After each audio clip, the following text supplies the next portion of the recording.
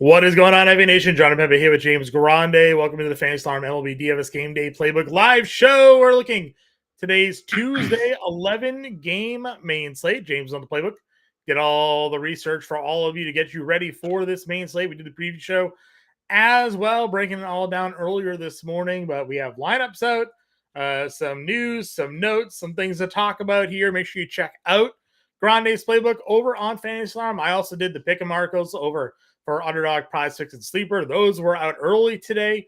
A couple of guys, especially one on this slate that we're going to be looking to target. Maybe our favorite pitcher on today's slate, most likely, is a headliner for those articles as well. So, again, check it all out. We appreciate you guys tuning in. You could just hit that like button, share, subscribe. It is a free way to support the work we do here over at Fantasy Alarm. James, buddy, you did the work today. How are you feeling about it? Salute. Feeling good? To the FA Nation. Yeah. I mean, 11 games, a lot of interesting pitching.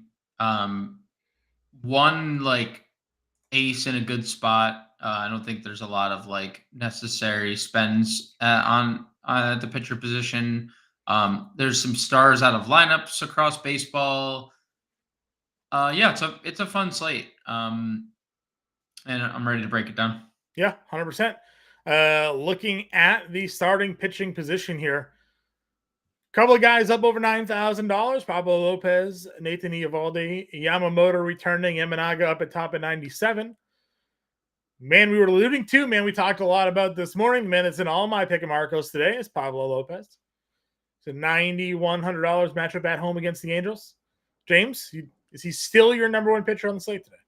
Yeah, he's still the top spend up. 9,100. He's pitching as well as anyone across the major leagues. And you got to have a short memory. David Festa let us down yesterday in this matchup, but it's a totally different matchup, right? We're talking about an all-star last year. If his second half was his first half, he would be an all-star this year as well. So you have to love Pablo Lopez going up against a team striking out a lot. Bottom 10 in the league in all offensive categories against righties. So the only thing we have to worry about is the home run. Pablo Lopez gives up home runs. That's kind of been his boogeyman this year. 22 home runs in 28 starts. Only 5 in his last 10. None in his last 4 games. And, we've seen now 3 earned runs in his last 4 starts total. That is obviously direct correlation. Yeah. Keeping ball in ballpark. I mean, the ground ball outs have been amazing. He's had 6 fly ball outs in his last 3 starts, right? That is as good as it gets, and it could not want anything more as a pitcher that you're using, right? Because if I get singled to death, it's annoying, but it is what it is. If I get home run out, then I'm just flat out I'm mad because it's where the last 3 starts you had 45 ground ball outs. What happened, right? So I think Lopez 9,100, clearing away the top dog over 9K. The only one I'm using, I'm a little worried about the Imanaga power against the Dodgers. He's struggled with lefty power, which is interesting. The Dodgers have that. Yamamoto, they said 45 to 55 pitches is the range that they want to live in. Not shocked, right? Not shocked at all. And then Eovaldi, Eovaldi's great. Very good pitcher. Very bad spot for Nathan Eovaldi. So if you want to play Nathan Eovaldi as a contrarian play, he's pitching really well right now. You can, but Lopez is the clear and away top dog at this tier. In the 8K range last night, we kind of ran through some of the guys we were looking at. You were very high on Zach Gallen at $8,600 today. Among the 8K starting pitchers, does Gallen still rank among the top for you? He does. I'll rank him for you right now. Sure. And I'll start with Gallen. He's number 2. Okay. Is not number 1. But I do like Zach Gallen for tournaments. I think it's more so the ceiling we're getting out of Zach Gallen. I mean, this is an ace, right? You're expecting him to be an ace coming into the year. He has not been that, and it has been an extremely inconsistent year. But the highs lately, 2 30 fantasy point games in his last 3 starts where he hasn't allowed an earned run. And now he gets to this depleted Texas offense that's a little worse than league average over the last month against righties, a little better than I expected them to be. But that's on the backs of basically a couple games of Wyatt Langford, like a week of Nathaniel Lowe, like Adolis Garcia for one game, Josh Young for a couple games. Like it's nothing consistent. So I do think this is a spot Zach Gallen has a serious ceiling. I'd put Spencer Arrighetti third in the 8K tier. I do like the bounce back spot. Oakland giving Lawrence Butler a day off today obviously shrinks that lineup a little bit. We know that there's strikeout appeal, so I'm not afraid to go back to the Arrighetti well. Obviously, we have to look out for home runs. The number one play in the 8K tier, I think with a bullet, is David Peterson. And this was a little surprising to me. I was looking at Toronto today, John. Yep. Could you, over the last month, could you guess their strikeout rate against left-handed pitching? You're very good at this, but I'd be a little surprised if you get this one. Last month strikeout rate versus left-handed pitching. I'm gonna say 26.4%. You're within 1%, but you're on the low side. It's 27.2% of the time they've struck out against lefties, which is really high for what we've seen out of the Blue Jays this year, right? It's about a 300 plate appearance sample, and like during that whole sample, 26th in OPS and WOBA, 23rd in WRC plus. So they're also striking out and bottom 10 in the league. We're seeing Peterson come off his ceiling game in terms of strikeouts, and is he the best pitcher on the Mets? Probably. He's 9-1.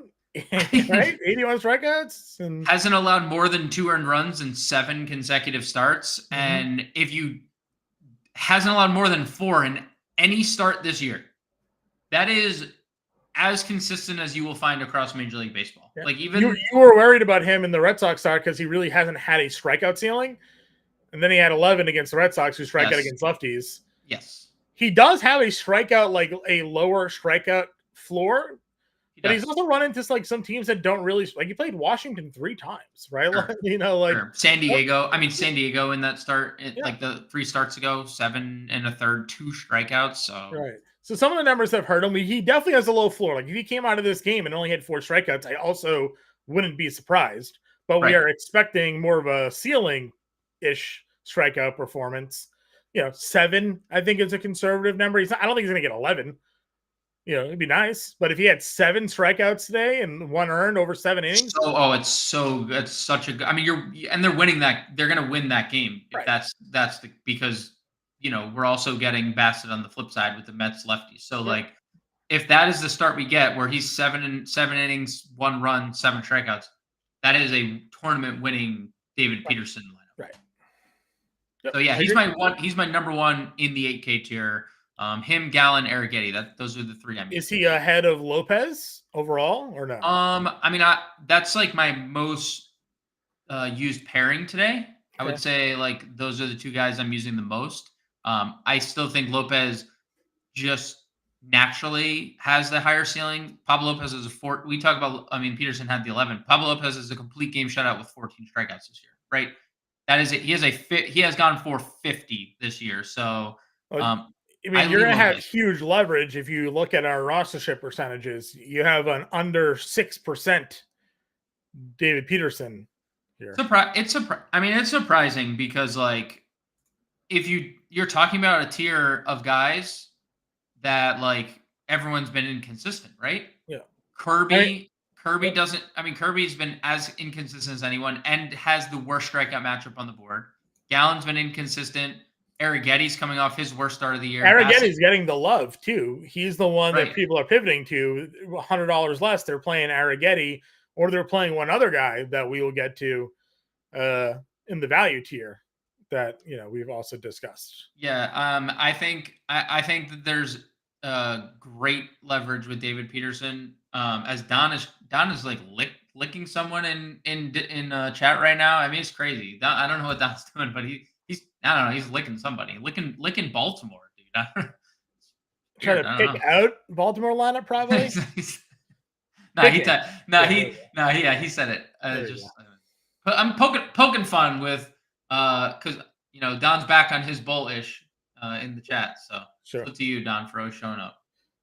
All right, so we went through there. 7K range. Was there anybody you wanted to pitch? Ben Lively versus the White Sox. I know he's been bad, but it is also the White Sox. Okay, John. I'll whisper this, okay? So the 200 people in here can't hear. I like the White Sox today. You like the White Sox versus Lively today? Yeah. I do. They had to Lively give him wasn't the starter this morning, right? He was not. No. Okay. It was Alex Cobb, but Alex Cobb's right. Because we liked Cobb.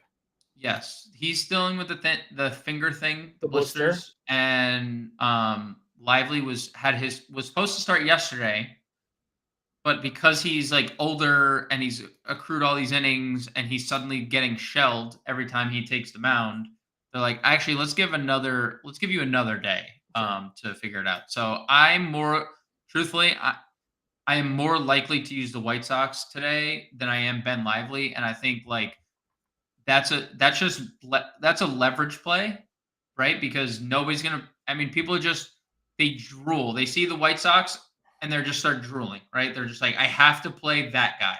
But when that guy isn't good, I'm not sitting here saying I'm playing 5 White Sox, right?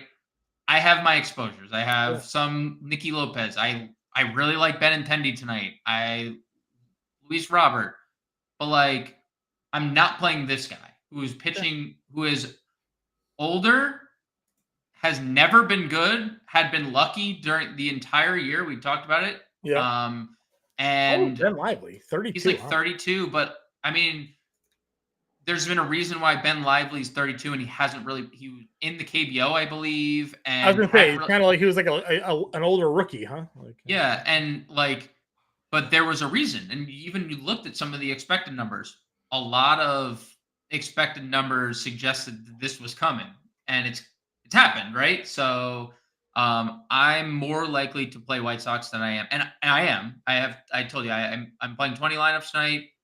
I have a lot of Nicky Lopez. I have a lot of Andrew Benintendi, and those are like the 2 guys that I'm really sticking with. But yeah, and if I'm punting, I'm just playing Aaron Savali. Like that's you and everybody else, right? Savali right now is your 4th highest rostered, but it's small percentage points basically between him and Arrighetti and Gallen for the 2nd highest rostered starter. We had him in our example lineup tonight. This morning, rather, we had Savali in there to kind of help spend up. So yeah, we're in there. The field is in on this road matchup in a pitcher's park in San Francisco with the Giants' recent struggles. So got that going for us. So I will say this, and I think this was a very interesting thing, and I sent it to you and Mark this morning. So DraftKings Sportsbook set Aaron Savali's outline today, John, at 15.5, right? Mm-hmm. Which I found extremely low. And there was heavy juice on the under 15.5. It was like minus 140 or minus 130 earlier today, which is a little interesting, no? Like, so I don't know. It's minus 140 to the under 15.5 outs, which I find bizarre when you factor in how bad San Francisco's offense has been. So yeah, I don't know. I don't know what to make of that one. But I'm still in on Savali. So sure. Yeah. We have some questions. Obviously, Chris wants to know, are we playing White Sox? Well, you did say you were. We will have some White Sox exposure. He will. Some, yes. Some for sure. Dwayne wants to know what position or hitter is going to have the most points tonight. Who's your top play, Lee? Top play. Lindor? Probably Jose Ramirez is probably my top play. Lindor's close. Gunner's right there. So I think those 3: Gunner, Lindor, and Jose Ramirez. So by default, that would be shortstop. Yep. Because 2 of those 3 are shortstop. Third base. Well, 2 of no. Well, I said Lindor and Gunner. Okay. So I was saying like 2 of the 3. Sure. Would be so they trump the third base Sure. 130. Catcher. Where are we looking to go today? I'm mostly just spending down today. I'm not really messing with much. I like Bo Naylor 3,100. Corey Lee hitting 2,600. Corey Lee is fine. Yep. Naylor is really the guy I unplugged. I like Pedro Pajes 2,900. He's been really, really good. You can play Victor Caratini against JP Sears 2,500. So it's mostly a punt. And if you're not punting, I mean, I've said it a lot lately, but Austin Wells is really a really good baseball player, and you know has a lot of RBIs. So hits fourth. I mean, when your catcher is behind Aaron Judge and Juan Soto, that's like that's the one time I'd probably like often spend up at catcher. So if Sure. I'm spending money on catcher, it would be for Austin Wells and pretty much no one else. Sure. Donaldson, can I show you my lineup so you can feel real with me? Yeah, put them in the chat, man. We'll take a look at your lineup. That's fine.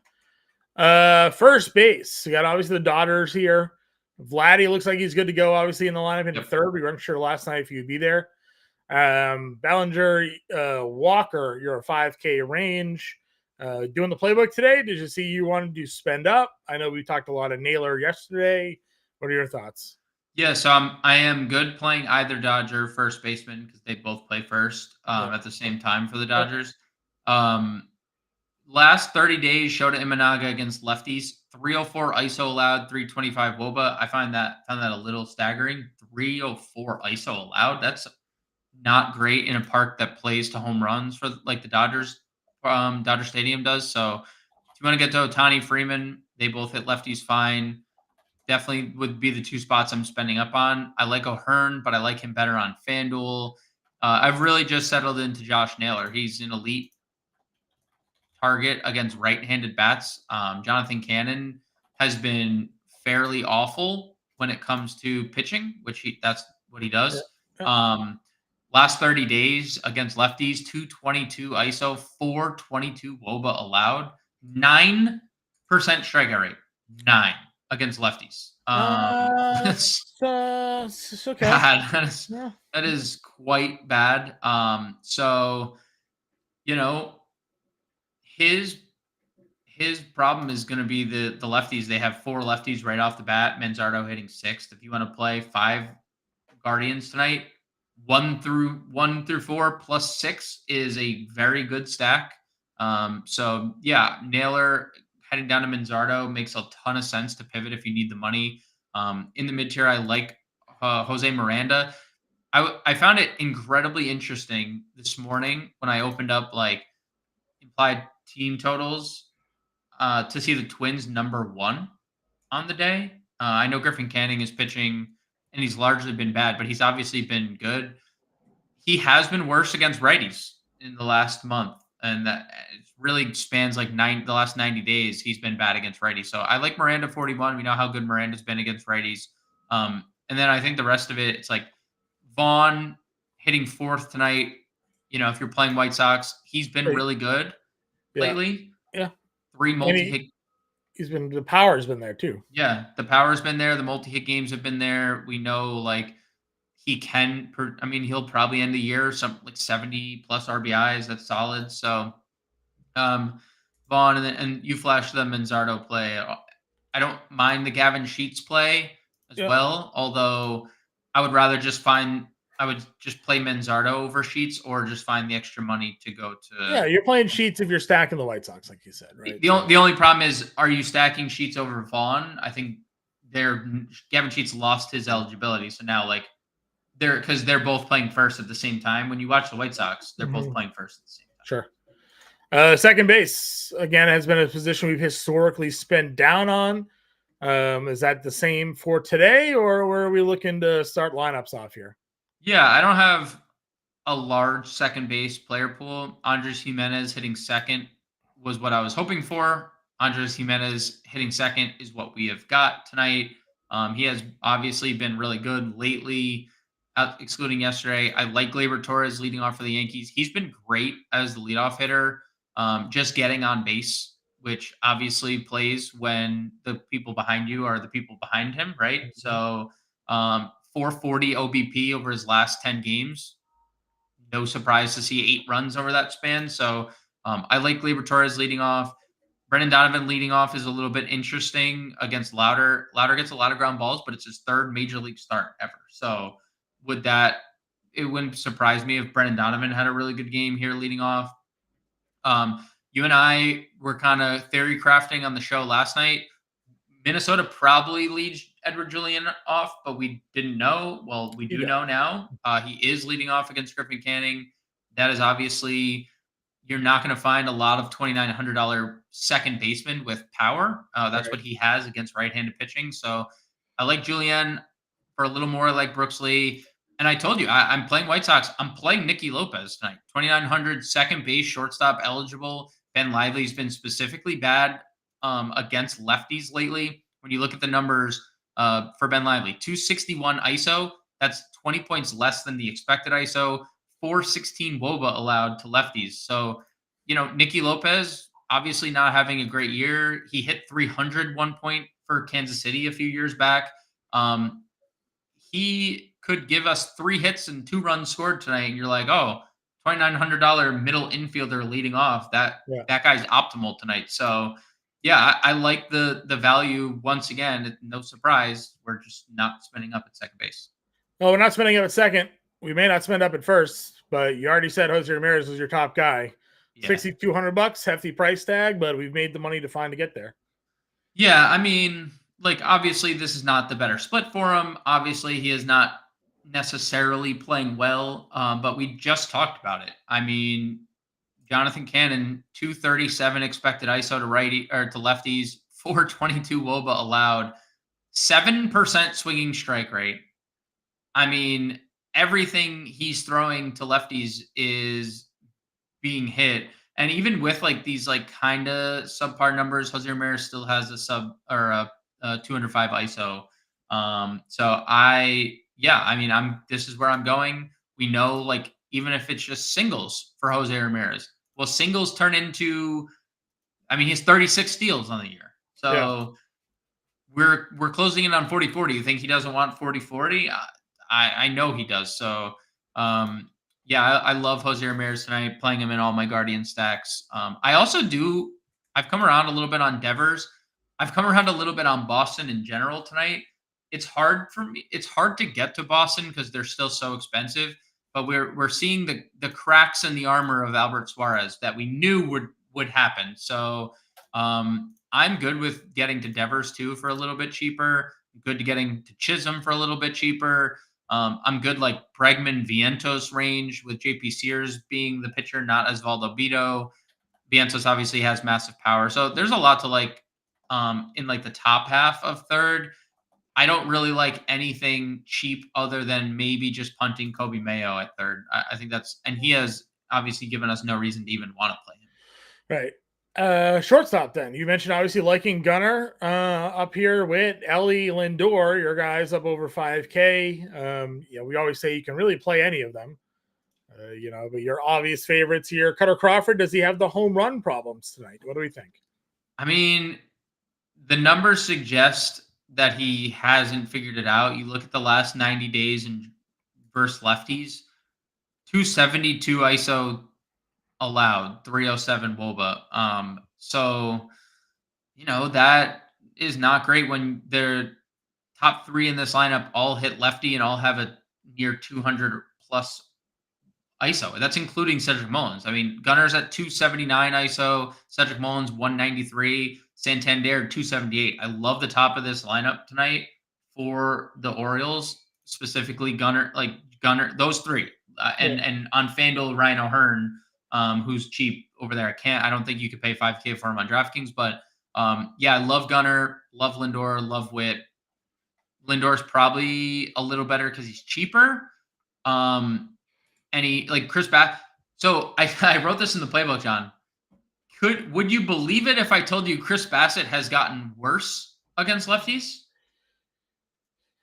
Worse. He's been bad. I know, but he's gotten worse. Here are the numbers. Last 30 days. 362 ISO allowed, 524 WOBA allowed to left-handed bats. That is like you're out of the league bad.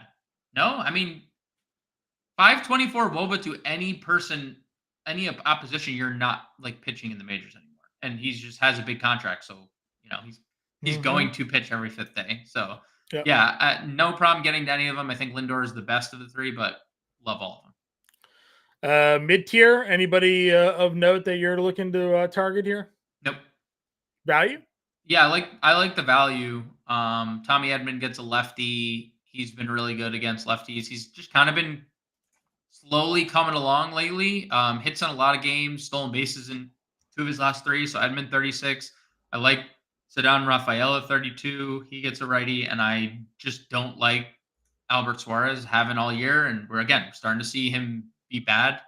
Brooks Lee, Nicky Lopez, 2 guys we talked about. Did you see who's leading off for Oakland tonight? I was gonna say, and do you know what Arrigetti's numbers are against righties? They are the bad kind. They're not good. Last 5 starts for Spencer Arrigetti. Now, granted, he gave up 12 runs in like an inning, or 3 earned runs, but a lot of runs. 9 total, 3 earned. Yeah. 420 WOBA, 303 average, 636 slug, 3.5 homers per 9 to right-handed hitters over his last 4 starts, rather. Sorry. So good numbers for righties. Probably why Jacob Wilson is leading off, and Brett Rooker's probably looking at this matchup, being like, "Oh, okay, could be a good night for me," So yeah. Dude, Jacob Wilson hit 400 during his minor league career. No actual number hit for all of his limited time, hit over 400. So knows how to handle a bat. Outfield, spending up. What are you looking to begin lineup builds with? All of them. Ohtani, Judge, Soto, Betts, Duran, Jordan, Santander. I mean Rooker. There is seriously not a wrong answer. I think like Colton Cowser, probably a wrong answer. I think Corbin Carroll is like kind of in a tough spot. I know we don't love Evaldi, but also respect Evaldi enough to like not just plug guys in against him. Not even going to tell you not to play Tyler O'Neill. He's double donged twice in 3 games. Like it's just he's gonna get a nice contract next year. He is. And he still can't stay healthy. He's still gonna hit 35 home runs. So yeah, I mean there's Quan's leading off. I know he's been struggling, but yeah, it's fine. I like for a similar price, I'd just play Cedric Mullins at 46, who hasn't been struggling and hitting second these days. So I mean, I told you I love the matchup for Baltimore against Cutter Crawford. Like top of their lineup, stack Gunnar, Mullins, Santander, and we're in business. Value in mid-range down here. Nimmo 45, Luis Robert 43, Big Christmas is in the lineup 42, Lane Thomas 4,000, Yoshida and Weiler I think are fit Boston stacks quite well. Then you start dipping into the value tier. Talked about Edman. Love Jesse Winker hitting second against Bassett tonight. I think that's a really advantageous spot to take advantage of. Jason Dominguez hitting 7th tonight. Not as good as it was last night, but hey, man, 3,600, got a hit, stole a base, scored a run. 10 fantasy points, 3,600. That's super solid value. I think both Royals guys are really interesting. Renfroe hitting 5th, homered yesterday. Melendez 3,300 hitting 4th. Really cheap Royal stack if you wanted to get like Witt, Salvi in there, like pair them. You just play 2 through 5. That's a great way to get to Stroman in Yankee Stadium. Yeah, I'm playing a ton of Andrew Benintendi tonight. A lot. I'm playing a lot of Andrew Benintendi. I never thought I'd be here. I wrote him up in the MLB DFS playbook. You can go find at fantasyalarm.com right now if you have an All-Pro subscription, which you can get for free. 7-day free trial right now. Fantasyalarm.com/win. 7-day free trial. No reason not to try us. Yeah. 0. You get this week's NFL DFS we cashed last week. Example lineups we put out cashed last week. So it would have paid for your first month already. Try us for free for week 2. It's a limited time. I think it goes away at the end of this week. I'm not even lying. I don't have the official confirmation on that, but I think this is the last week of our 7-day free trial. So get in now. Try us out. Get our content. Get in our Discord. Get our playbooks. Get our premium content that we got there, and you won't be disappointed. Don, just responding to just free ball in here. Position to spend down on: catcher, second base. Those are the two, and first to an extent, unless you want to. Depends on your stacks are first, but definitely catcher in second today. Yeah. Savali, Lopez, Alonso, Terang, Ortiz for Brewers. I don't hate it. We had a pitching change there for San Francisco. Value Fan, Mitchell, Melendez. Yeah, I mean that's a fine lineup. I don't love Brewers as much. It's going to be 50 degrees in San Francisco, and it's on the water, so it's gonna. I mean, it's gonna feel so cold. It's gonna be hard to hit. So I don't love the Brewers there, but I get it. They're a good offense against right-handed pitching. Yeah, so that's where we're at. Poe Degen always in here. He's giving out Adam Oler ladder bets. Schwarber total bases, those are solid. Benintendi, John. Benny Biceps, your favorite player on the Red Sox when he was there. Already talked about Lively. Last 30 days, 261 ISO, 416 WOBA. Dude, since the break, Andrew Benintendi has a 500 slug, 240 ISO, 357 WOBA. Never thought we'd be here, but we're here. 16 home runs. He's been good. Hitting third against a guy who's not pitching well in a good ballpark for offense. I'm in on Benintendi. $3,200. Again, leverage off of the field that's just drooling over a bad pitcher. And so, yeah, Benintendi 32, Larnack 32, Seth Brown to an extent. I don't love him because the matchup is tougher, but yeah, I don't think there's any necessity to go any further down than because you have so many low 3K outfielders and second basemen and catchers. You just don't need to completely punt in the outfield tonight. All right, so we go in Lopez and Peterson for some tournament. Yeah, let's do David Peterson. We're gonna use Bo Naylor catcher. Manzardo or Naylor? I like the Naylor. Yeah, I think Baltimore looks great, Don. I think the top of their lineup looks great. So we do Naylor, then we do Ramirez. Yeah, I mean, we could play, if we want to do second, we have the Nicky Lopez. No, we're playing your White Sox, dude. You're a White Sox guy. So Lopez. Yeah, I mean, the Julian. Well, depending on what we want to do at short, you could play Julian and Lopez unless we were gung-ho about spending up. I think, in the outfield, there is a lot of opportunity to go, to the MJ Melendez Benintendi tier. So I mean, we got 2 White Sox, 3 Cleveland. We got a value twin, and we got 4,800 for 2 outfielders. So play MJ and see what we see. So we can do 1 spend down, 1 spend up here. So Melendez 63 gives us almost anybody. We got a 1-off Mookie.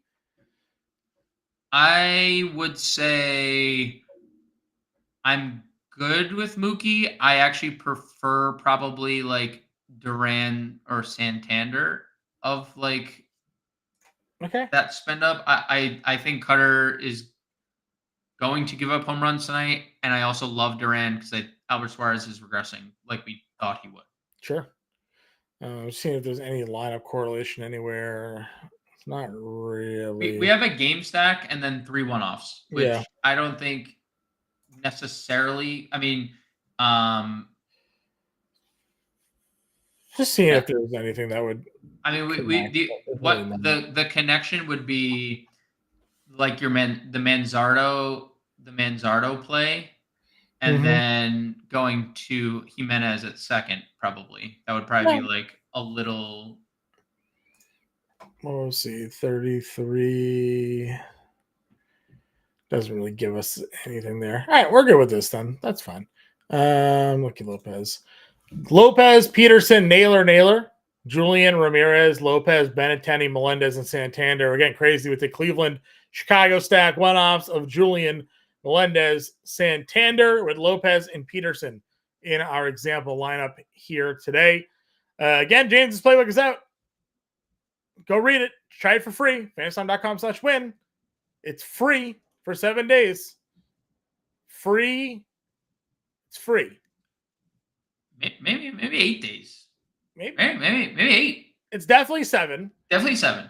But like, if you win, when you win, it basically pays for itself. So then it's free. Maybe like 7 more days and then more. Yeah. And then like you just have it you're just like, oh, I need to stay here. So I'll just be like 7 years instead, Yep. Fantasy.com/win. 7-day free trial. Go check it out. We'll be back tomorrow. We'll see you then.